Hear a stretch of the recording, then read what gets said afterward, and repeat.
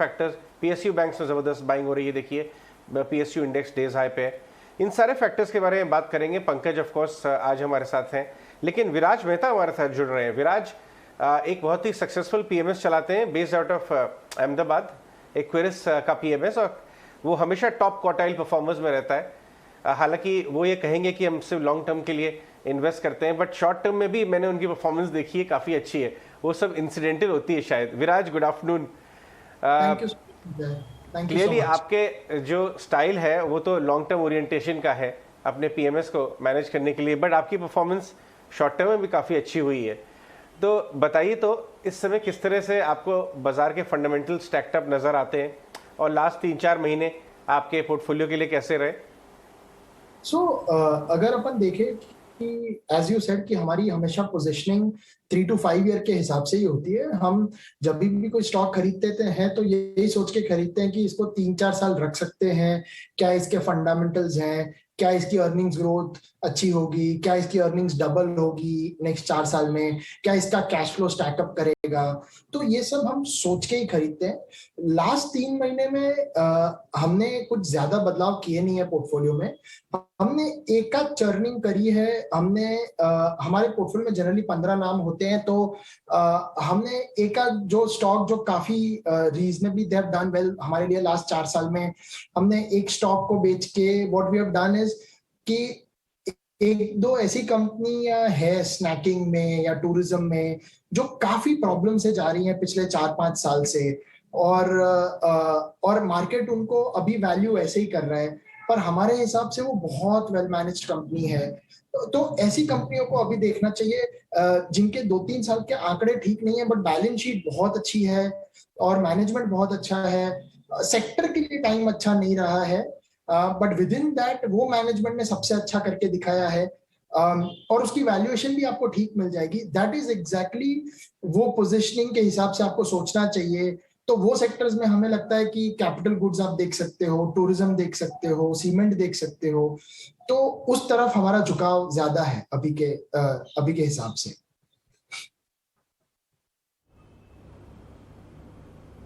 विराज, अगर हम इसको 2 पार्ट में डिवाइड कर देते हैं, एक आपने कहा कैपिटल गुड्स एंड इंफ्रास्ट्रक्चर और दूसरा आपने कहा टूरिज्म। सो टूरिज्म प्रॉबेबली रीओपन में आएगा और कैपिटल गुड्स केपेक्स में आएगा। पहले केपेक्स की बात करते हैं। पिछले 15-16 सालों से इंडिया इंक खाली डेट ले रही थी और केपेक्स नहीं हो रहा था।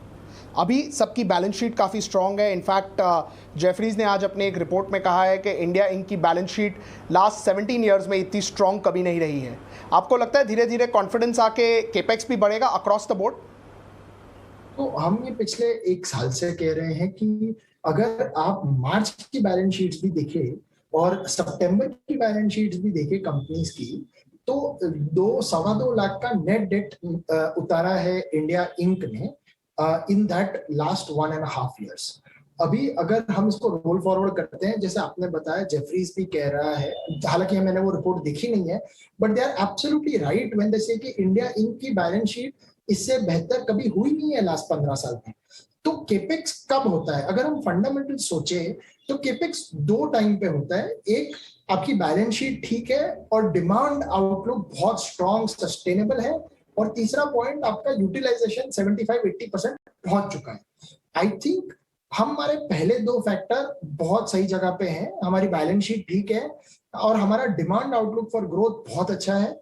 यूटिलाइजेशन की जहां तक बात करें, लार्ज प्लेयर्स की यूटिलाइजेशन ऑलरेडी बिटवीन 70 and 72% आ चुकी है। मेरे हिसाब से 6 महीना और आगे देखेंगे तो ये 75-77% तक पहुंच जानी चाहिए। तो इंडिया में अगर कोई भी ग्रीनफील्ड कैपेक्स होता है तो उसको 3-4 साल लगते हैं। तो मेरे हिसाब से right now people have already started putting in on the drawing board across the sectors, चाहे फिर वो स्टील हो, चाहे सीमेंट हो, चाहे इन लोगों के लिए इनका खुद का पावर प्लांट हो या केमिकल इंडस्ट्रीज हो, एग्रोकेम हो। ऐसे अक्रॉस द बोर्ड काफी ग्रीन शूट्स दिख रहे हैं। काफी ऐसे सेक्टर्स भी है जहां पे अभी चालू नहीं हुआ है, बट हमें ये उम्मीद है कि ऑर्डर प्लेसिंग नेक्स्ट 6-12 महीने में काफी अच्छी होनी चाहिए compare to what has happened in last 3 years।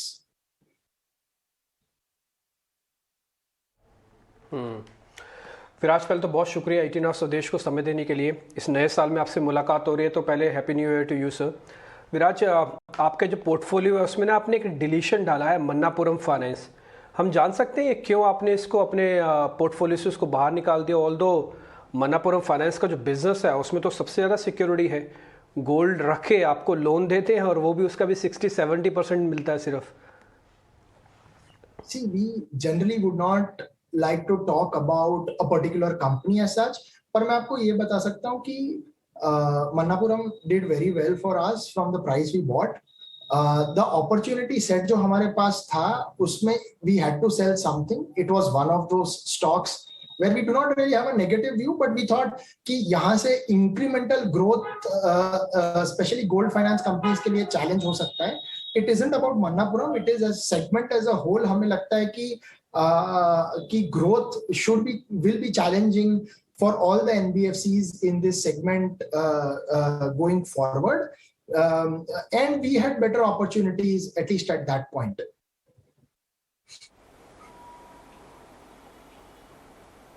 विराज, अभी भी आपका केमिकल स्पेस पे काफी लार्ज पोर्टफोलियो एलोकेशन है। इसमें एक ठीक ठाक करेक्शन भी आया। कुछ लोगों ने क्वेश्चन किया क्या best of the chemical times is over, but जिस हिसाब से रिबाउंड आया, जैसे बोलते हैं बाजार में कि भाव बदलता है और भावनाएं भी बदल जाती हैं, डिम्पी बोलते हैं ये, लेकिन काफ़ी अच्छा रिबाउंड आया। अर्निंग्स बहुत ज़्यादा शेकन नहीं हुई मार्जिन प्रेशर को लेके। अभी यहाँ से 3 to 5 ईयर्स आपको कैसा लगता है, आपके पोर्टफोलियो कंपनीज कैसे अर्निंग्स ग्रोथ की बात कर रही हैं जब आप उनसे बात करते हैं, और आपके सेक्टर में दूसरी कंपनी भी इस सेक्टर में किस तरह की अर्निंग्स ग्रोथ की बात कर रही हैं? So as far as chemicals is concerned, they are on absolute strong footing. अगर आप across the board chemical companies की बात करें, and again chemical एक homogeneous sector नहीं है, ये बहुत ही heterogeneous sector है जिसमें आप APIs भी ले सकते हो, जिसमें आप dyes pigments भी ले सकते हो, जिसपे आप aliphatic amines भी ले सकते हो। तो ये बहुत ही diverse sector है। इसमें एक व्यू देना थोड़ा मुश्किल है, बट ओवरऑल जितनी भी हम केमिकल कंपनी से लास्ट 3 महीने में मिले हैं, उनके ग्रोथ विजन में या उनकी ग्रोथ अपॉर्चुनिटी साइज में कोई प्रॉब्लम नहीं है। Everybody is thinking between 15 and 20% growth, almost all of them I would say, over next 3 to 4 years. उसके लिए जो केपेक्स चाहिए वो भी वो लोग लगा रहे हैं, कुछ ब्राउनफील्ड लगा रहे हैं, एक दो लोग बड़ा ग्रीनफील्ड केपेक्स भी लगा रहे हैं। तो the only challenge recently in last 2 quarters is कि RM प्राइस बहुत बढ़ गए हैं। जो बेसिक केमिकल के RM प्राइसेस हैं वो काफी बढ़ गए हैं, जिसके कारण मार्जिन जो हमारे हिसाब से बिल्कुल एबनॉर्मल थे। मतलब जो हमारी कंपनी थी जिसका एवरेज EBITDA मार्जिन लास्ट 10 साल का 20-22% है, उसका EBITDA मार्जिन 35% हो गया था। वो सस्टेनेबल ही नहीं था, तो वो 25% ही होना चाहिए था। जो वो 22-25% ही होना चाहिए और वो होगा आगे जाके। सो आई थिंक वैल्यूएशन काफी फ्रॉथी हो गई थी of some of these chemical names. यहाँ से हमें लगता है कि बहुत स्टॉक स्पेसिफिक रहना चाहिए हमें। Some of these companies are trading really expensive. Some of these trade at 10 and 12 times sales. मेरे हिसाब से बिल्कुल unreasonable valuation है। और हमारे पास जो 2 कंपनीज हैं, हमें लगता है कि वो बहुत ही चीप है compare to their intrinsic value. हमारे पास खाली 2 कंपनीज हैं, so we are very very stock specific in that segment as such. I think ये सेगमेंट में काफी बच के रहना पड़ेगा, बहुत ही स्टॉक स्पेसिफिक। अगर आपको बहुत इन डेप्थ नॉलेज है तो ही आप अभी इसमें इन्वेस्ट करें।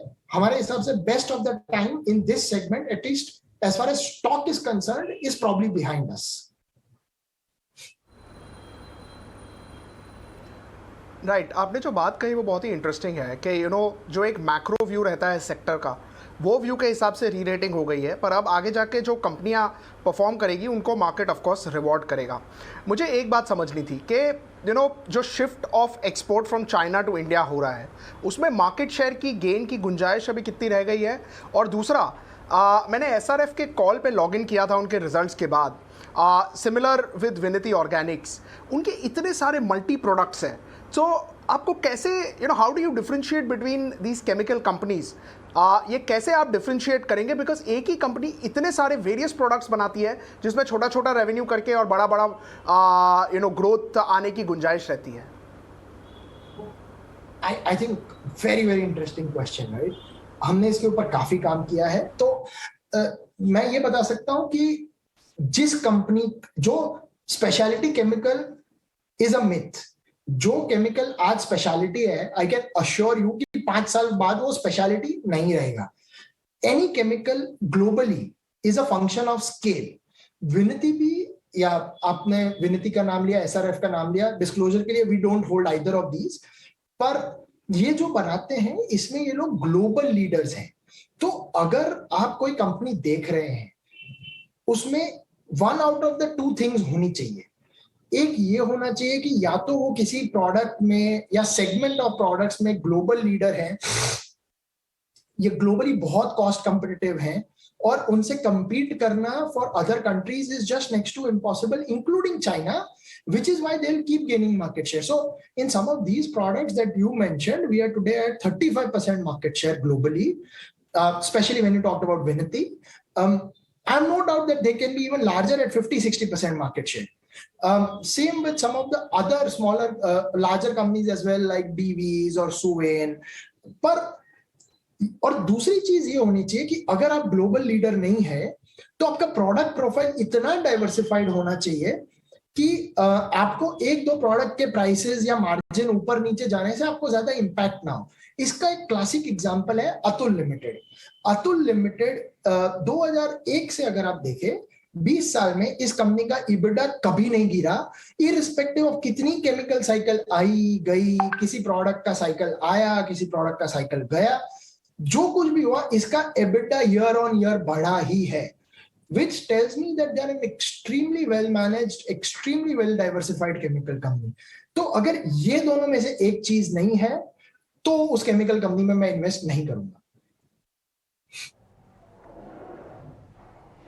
ठीक है विराज, जितना हमने आपका पोर्टफोलियो देखा और जितना हमने आपसे सुना, आप 2 चीज़ों पर ज़्यादा फोकस करते हैं. पहला, एक तो आप ग्रोथ देखते हैं कहाँ पे ज़्यादा अच्छी मिल सकती है, दूसरा आप उसमें वैल्यू चेक करते हैं, उसमें वैल्यू कितनी अच्छी मिल सकती है. तो बैंकिंग को आप कैसे देखेंगे? जो निजी बैंक, जो प्राइवेट बैंक्स हैं, उनके पास ग्रोथ है, उनके पास बिजनेस है, क्लाइंटेल है, सब कुछ ठीक है, लेकिन कई बार वैल्यूएशन के दाम पर सरकारी बैंक आपको ज़्यादा वैल्यूएबल लगते हैं. तो आप कैसे चुनेंगे अगर बैंकिंग में से आपको चुनना पड़ेगा? बैंकिंग में आप कभी भी वो चीज नहीं लेंगे जिसका आपको पता नहीं है. बैंकिंग एक ऐसी इंडस्ट्री है जो 10:1, 12:1, 8:1 लेवरेज होती है. वहां पे अगर थोड़ी गलती हुई, सारी शेयर होल्डर की इक्विटी गायब हो जाएगी. बैंकिंग ऐसे एक ऐसी इंडस्ट्री है जहां पे मैनेजमेंट वैसे भी हमेशा बहुत इंपॉर्टेंट होती है, बट बैंकिंग एक ऐसी इंडस्ट्री है जहां पे मैनेजमेंट सबसे ज्यादा इंपॉर्टेंट होती है. तो बैंकिंग में एक्सेप्ट प्रॉब्ली SBI, मैं कोई भी पब्लिक सेक्टर बैंक में I will not like to invest. I know this is so till now we have not invested in any banks, पर मेरे को लगता है कि बैंकिंग ने इतना अंडर परफॉर्म किया है और प्राइवेट सेक्टर बैंक्स के वैल्यूएशन अभी ठीक हो गए हैं, barring probably Kotak and 1 or 2. I think this is an extremely favourable time and valuation. Banking हमने हमेशा शायद इसलिए भी नहीं लिया है बिकॉज बैंकिंग के वैल्यूएशन हमेशा बहुत हाई रहे हैं, बट पहली बार ऐसा लग रहा है कि banking has come to a fairly reasonable valuation. और अगर आप कुछ कंपनीज के पीपॉप, मतलब प्रॉफिट बिफोर प्रोविजनिंग ग्रोथ, अगर आप देखो नेक्स्ट 2 साल के, तो मेरे हिसाब से some of them can go up even 50% इन 2 years. लाइक ICICI बैंक का पीपॉप ग्रोथ या एक्सिस का PPOP growth can look very high. तो मेरे हिसाब से private sector banks look extremely attractive vis-a-vis the Nifty today. I have a strong I have a strong feeling कि ये private sector banks will outperform Nifty over next 2 years horizon.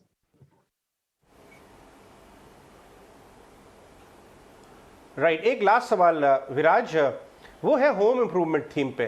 पहले क्या था कि कंज्यूमर ड्यूरेबल और TV, washing machine, fridge companies, home improvement, किसी को upgrade करना है. अब लोग लैमिनेट पैनल्स, इनफैक्ट लोग यहाँ तक कि इलेक्ट्रिकल वायरिंग और एकदम इलेक्ट्रिकल गैजेट्स को भी बहुत ज़्यादा क्लोजली अपग्रेड करने लगे हैं और एक वेव सी चल रही है. आपके पास भी एक इलेक्ट्रिकल वायरिंग कंपनी है अपने पोर्टफोलियो में, आपको क्या ग्रोथ नजर आती है इस स्पेस की? अगर आप इलेक्ट्रिकल वायर्स एंड केबल्स देखें तो एज एन इंडस्ट्री ये 50-55 हजार करोड़ के करीब है और ये यहाँ रही है फॉर लास्ट 3 इयर्स। इसमें कोई ग्रोथ नहीं आई है 3 साल में। हमको लगता है कि ना, और ये लेट सिक्लिकल है, जब घर बन जाते हैं वायरिंग बिल्कुल एंड में होती है, तो अभी नेक्स्ट 3 से 4 साल हमें इसमें अर्ली टीन्स ग्रोथ दिखता है। सम प्राइसिंग इम्पैक्ट भी है, but early teens growth of volumes will also come back. You will see this industry growing from 55,000 crores to probably 80 to 90,000 crores over next 3 years. इतनी ज्यादा हमको लगता है कि इसमें ग्रोथ होगा। एंड विद इन दैट हमको लगता है कि जो हमारे पास मार्केट लीडर है केबल्स में, जिसका आज 10-11 हजार करोड़ का टर्नओवर है, they can easily be 20,000 crore top line over next 4 years.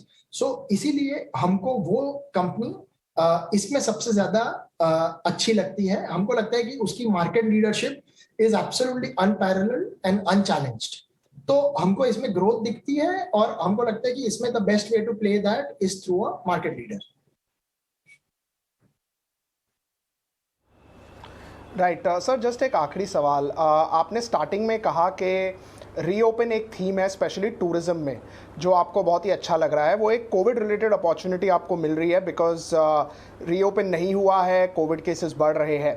एक और कोविड में चीज़ें हुई है, जो भी कंपनियों को डीलेवरेज करना था, या तो उन्होंने अपने कैश फ्लो बढ़वा के कैसे भी, या कोई एसेट बेच के, या रीफाइनेंस करके अपने डेट बहुत मैसिवली कम कर दिए हैं।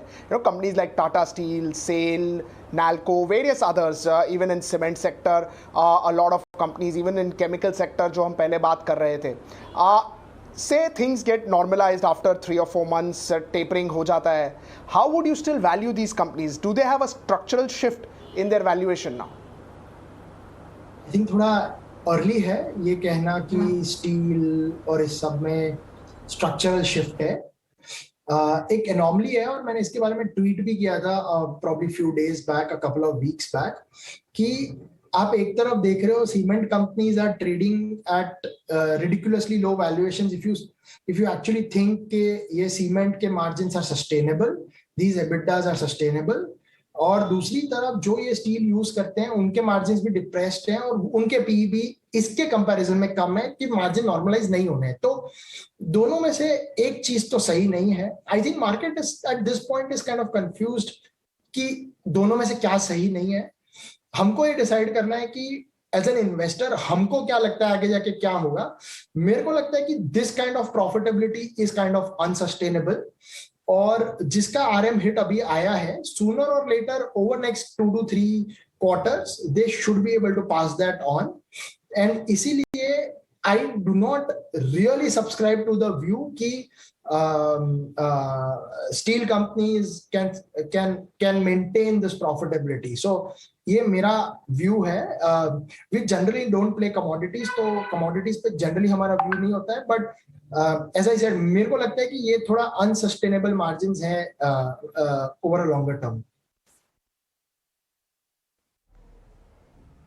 ठीक है विराज, बहुत अच्छा लगा आपसे आज बातचीत करके, और बहुत ही सिंप्लीफाई तरीके से आपने सारी चीज़ें आज हमको बता दी कि हाँ पोर्टफोलियो को डिज़ाइन करना हो तो फिर कैसे किया जाए, किस चीज़ को ध्यान रखा जाए, और अपने पोर्टफोलियो में डिस्क्लोजर दिया, इसके लिए भी बहुत बहुत शुक्रिया था।